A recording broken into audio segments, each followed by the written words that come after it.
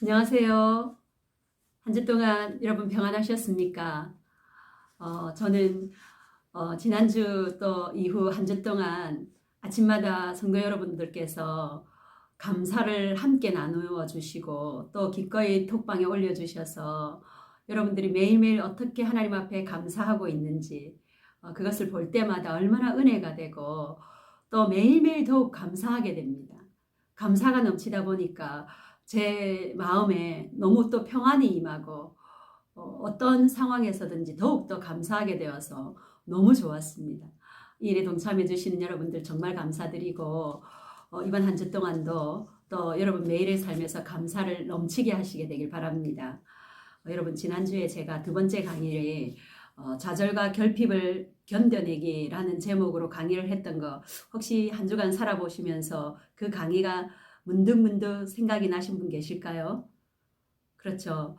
좌절 맞이하게 되고 또 결핍 경험하게 됩니다.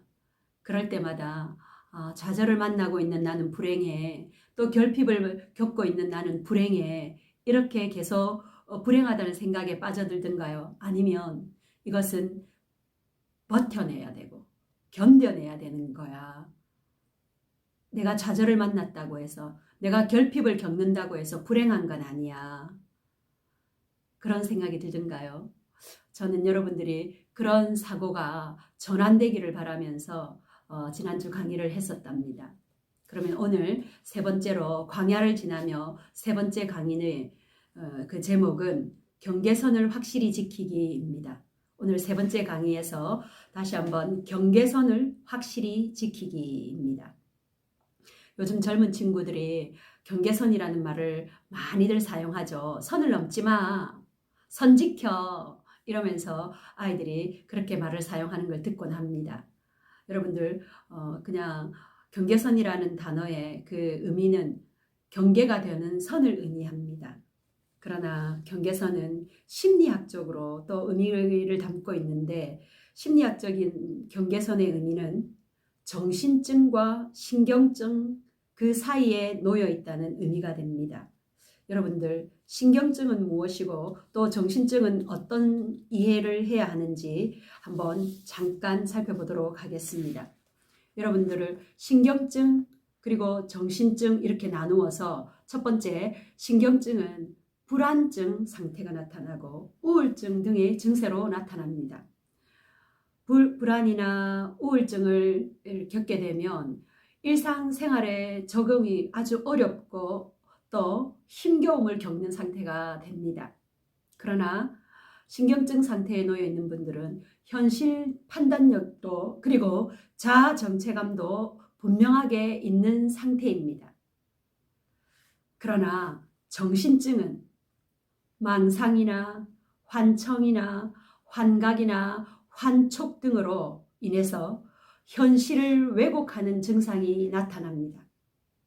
또 정신증의 상태는 현실 판단력과 자기 지각이 없는 상태를 의미합니다. 심리학적으로 즉 경계선 상태라 하는 것, 경계선 성격 장애라 하는 것, 경계선 상태에 놓여 있다 심리학적으로 그럴 때는 신경증과 정신증 상태를 오락가락 하는 상태를 의미하기도 합니다. 심리적 경계선을 지키지 못하는 사람들의 특징이 있죠.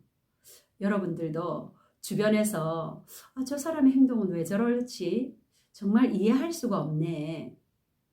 이런 분들을 뭔지는 모르지만 종종 겪게 될 것입니다. 그 심리학적으로 경계선을 지키지 못하는 사람들에게서 나타나는 특징 첫 번째가 자기와 관계하는 다른 사람들의 실제 모습을 인식하지 못합니다.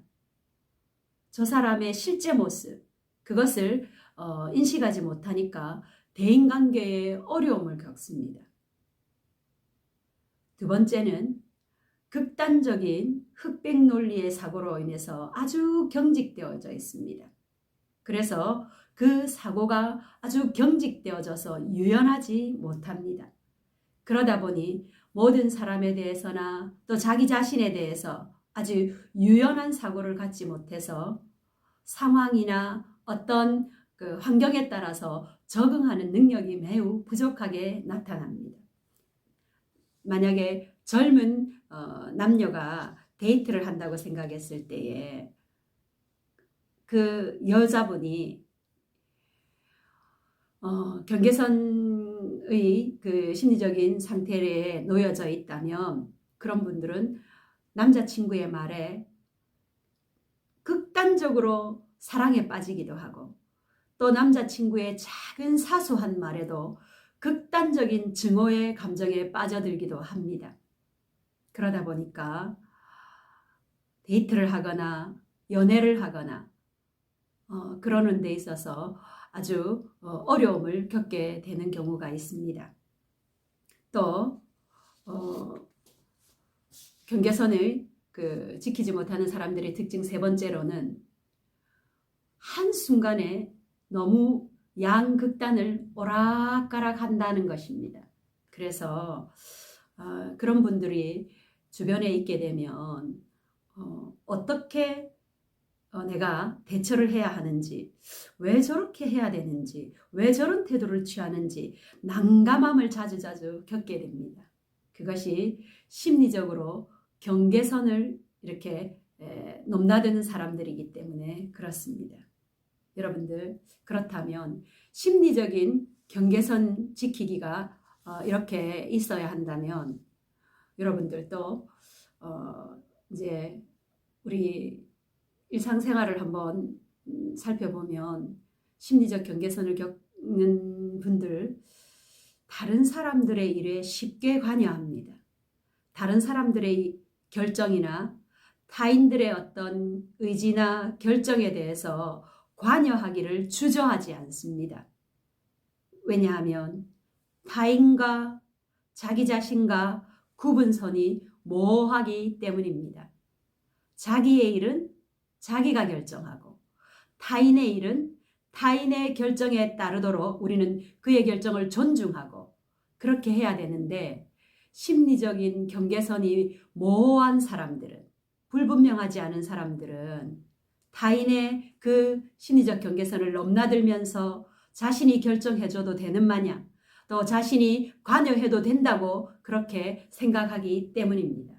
그래서 자신의 결정권하고 대치가 되거나 또 반대가 되어질 때에는 가차없이 비난을 하거나 비판을 하거나 그렇게 해도 된다고 그런 태도를 취하면서 함부로 비난하고 함부로 비판하게 되는 것이죠. 이제 세 번째 이제 영적인 경계선을 한번 살펴보도록 하겠습니다. 우리는 창세기에서 아주 하나님 앞에 하나님께서 태초의 에덴 동산에 하나님께서 영적인 경계선을 분명하게 설정해 주신 사건을 우리는 기억해야 합니다. 하나님은 창조주이시죠. 창조주이신 하나님과 그의 영으로 그의 생기로 피조물된 우리는 하나님의 형상을 닮은 인간인 우리는 피조물입니다. 하나님의 그 영이 우리 안에 와 있어도 우리 인간은 피조물인 것이죠. 그러기에 하나님께서 창조주이신 하나님과 피조물인 인간인 우리 사이에 경계선을 설정해 놓으셨습니다. 선을 넘지 말라고 설정해 놓으신 그것은 바로 동산 에덴 동산 그 중앙에 두셨던 선악과입니다. 그 동산 안에 있는 모든 실과 그 동산 안에 있는 예로 제가 쉽게 설명을 해서 그 동산에 100그루의 실과의 나무들이 있었다고 생각해 봅시다. 그 동산 안에 99 나무는 거기에서 나는 모든 실과는 먹어도 된다고 임의대로 먹으라고 그렇게 명하셨습니다. 그러나 동산 중앙에 있는 한 나무, 선악을 알게 하는 그 한 나무, 나머지 한 그루의 나무는 절대로 먹지 말라고 그렇게 하나님께서 아담에게 명령하신 것입니다. 그 명령은 바로 창조주이신 하나님과 피조물인 인간이 그 경계선을 하나님께서 설정해 주시는 명령인 것이죠. 창세기 2장 16절 17절을 제가 읽어보겠습니다. 주 하나님이 사람에게 명하셨다. 동산에 있는 모든 나무의 열매는 내가 먹고 싶은 대로 먹어라. 그러나 선과 악을 알게 하는 나무의 열매만은 먹어서는 안 된다. 그것을 먹는 날에는 너는 반드시 죽는다. 하나님께서 아담에게 이렇게 너는 피조물이고 나는 창조주야. 그것을 잊지 않도록 그 선을 지키도록 그 경계선을 분명하게 세워주신 것이 바로 선악과인 것입니다. 그런데 그 경계선을 넘어버린 인간 하와와 아담은 그들의 결과는 죽음이었습니다. 하나님의 말씀대로 그 경계선을 지키지 않은 그 결과가 그들에게 죽음으로 와닿았던 것입니다. 그런데 제가 오늘 광야를 지나고 있는 이스라엘 백성들에게 그들에게서도 다시 한번 하나님께서 선을 지켜라. 경계선을 넘지 말라. 광야를 지나고 있는 내 백성 이스라엘 백성들아, 너희는 그 에덴 동산에서 들어야만 했었던 그 명령, 선을 지키라 하는 그 명령을 다시 재현하고 계신 것을 보게 됩니다. 어떤 내용이냐면 이스라엘 백성들이 출애굽을 하고 나서 약 3개월, 즉 90일 만에 시내산 광야에 이르렀습니다. 시내산 광야에 이르니 하나님께서 모세를 불러서 어떤 명령을 내리셨는데 너는 시내산으로 올라와라. 그리고 내가 너에게 명해줄 그 모든 말을 듣고 너의 백성들에게서 내려가서 거기서 내 백성들을 깨끗하게 하고 3일 이후에 너는 다시 이 시내산 꼭대기에 올라와서 내가 너희 백성들 앞에 나의 영광으로 나타날 것인데 구름 위에서 하나님의 영광으로 나타나고 하나님께서 특별히 음성을 내어서 너에게 명령하는 그 말을 할 것이니 이스라엘 백성들은 이틀 동안 자기의 옷을 깨끗이 빨아 또 아내를 가까이 하지 않고 정결을 지켜서 거룩하게 지켜서 3일째 되는 날 시내산 아래로 다 나와서 그렇게 나를 보기를 기다려라 하는 내용을 하나님께서 모세에게 명하셨습니다. 모세는 하나님이 자신에게 명하신 그 내용을 그대로 듣고 이스라엘 백성들에게로 내려가서 다시 이스라엘 백성들에게 옷을 빨아 입을 것과 아내들을 가까이 하지 않을 것과 그리고 자신들이 그 시내산 꼭대기로 올라오지 못하는 것 그리고 산 아래에서 하나님 구름 위에 임재하시는 하나님의 그 임재와 그 영광과 그리고 하나님의 음성을 들어라 이렇게 명하였습니다. 자, 하나님께서 모세에게 명령하신 것을 한번 말씀에서 찾아보도록 하겠습니다. 출애굽기 14장 24절의 말씀입니다. 주님께서 그에게 말씀하셨다. 너는 어서 내려가서 아론을 데리고 올라오너라. 그러나 제사장들과 백성은 나에게 올라오려고 경계선을 넘어서는 안 된다. 그들이 경계선을 넘으면 나 주가 그들을 쳐서 죽일 것이다. 아멘. 출애굽기 19장 24절에서 하나님께서 모세에게 산 아래로 내려가서 아론을 데려오라고 명령하시고 아론을 돕는 또 다른 제사장들과 백성들은 이 시내산 하나님의 영광이 있는 이 산 위로 올라오도록 허용하지 않으십니다. 여러분들 한번 생각해 보십시오. 여러분들이 그 광야 시내산에 있는 이스라엘 백성이 되었다고 생각해 보십시오. 모세가 하나님께서 이렇게 말씀하셔서 여러분들은 산 아래에 머물러 계셔야 합니다.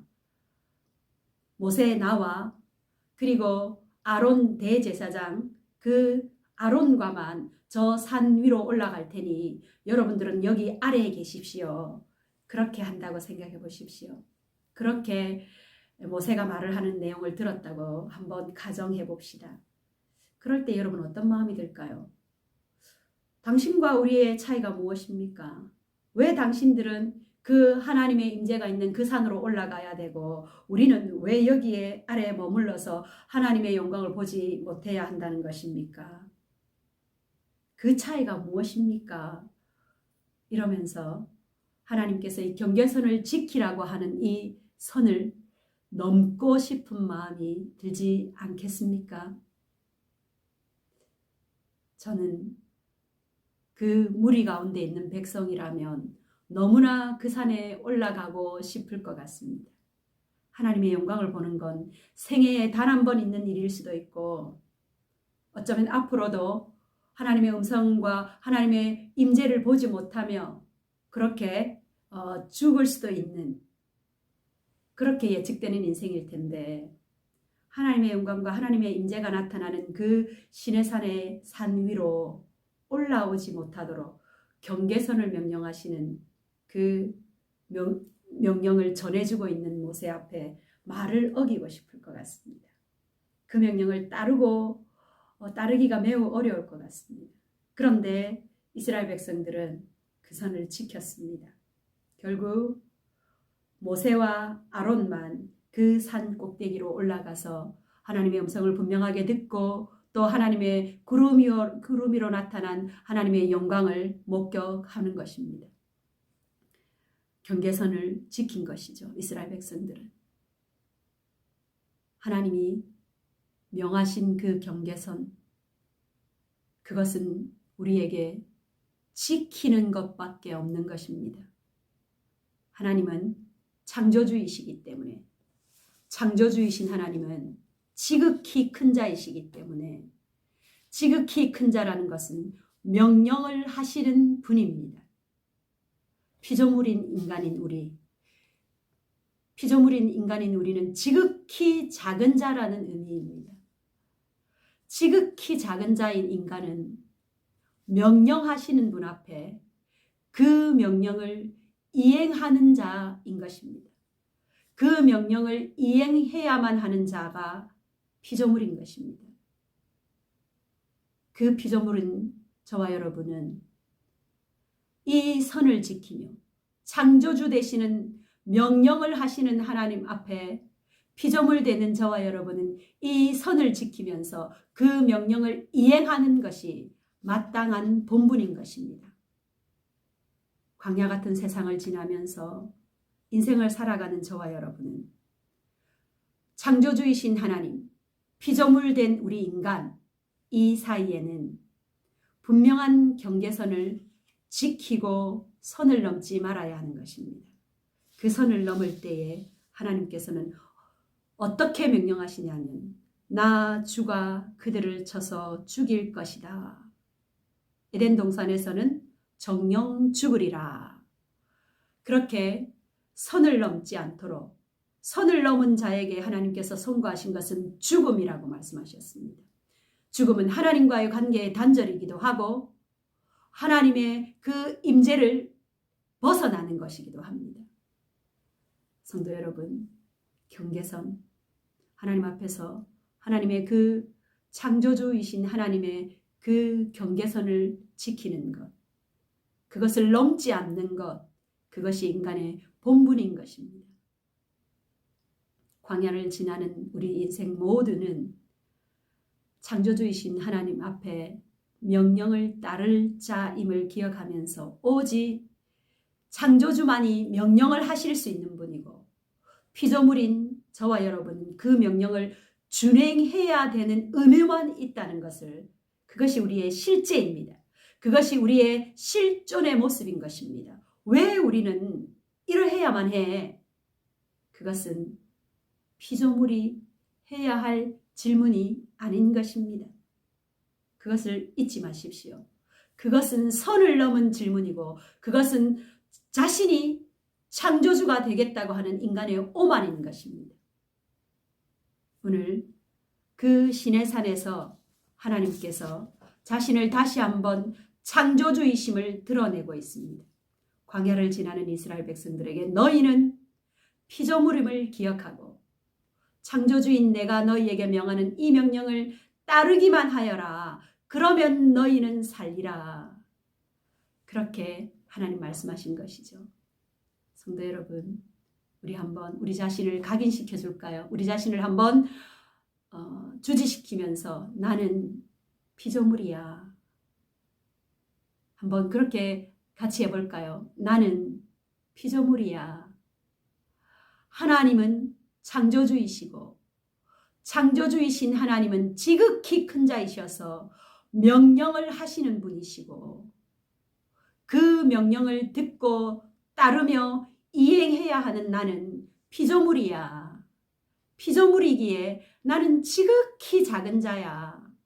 지극히 작은 자인 나는 그 경계선을 넘어가지 않고 그 경계선을 안에 살면서 지켜야 해. 이것이 나의 태도고 나의 본분이야. 그렇게 자신을 인식시켜주고 자신의 자리를 지켜내는 것. 그것이 광야를 지나는 자의 태도이고 또 삶의 그 태도가 되겠습니다. 성도 여러분, 오늘 광야를 지나는 저희들은 하나님 앞에서 이 영적인 경계선을 분명하게 지켜내기로 다짐하고 또 훈련해 가면서 여러분이 한 주간 동안 이렇게 되뇌이면 좋겠습니다. 자꾸 내가 창조주가 되려고 하네.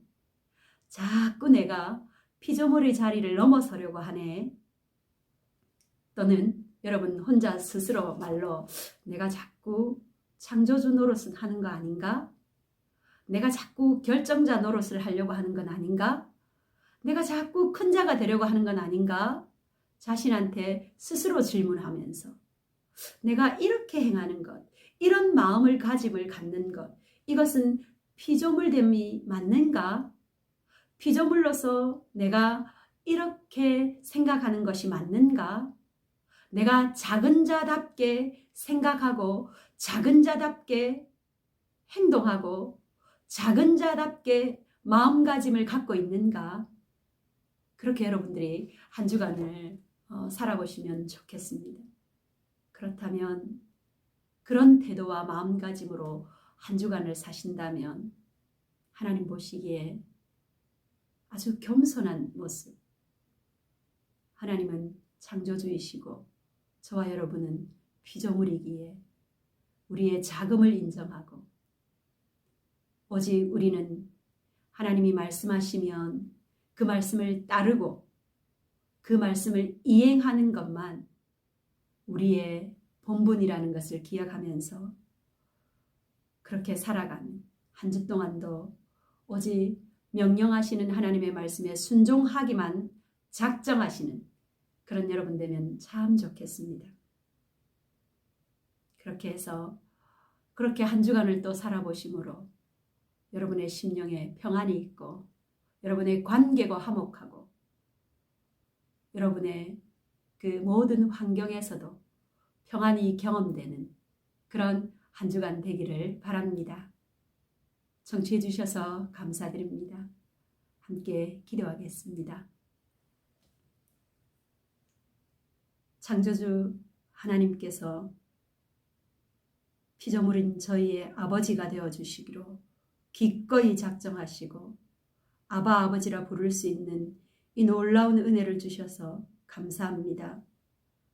하나님은 저희들에게 늘 명령하셔야 하고 또 그 명령을 지켜야 하는 것이 우리의 본분임을 오늘 또 말씀해 주신 것을 감사합니다.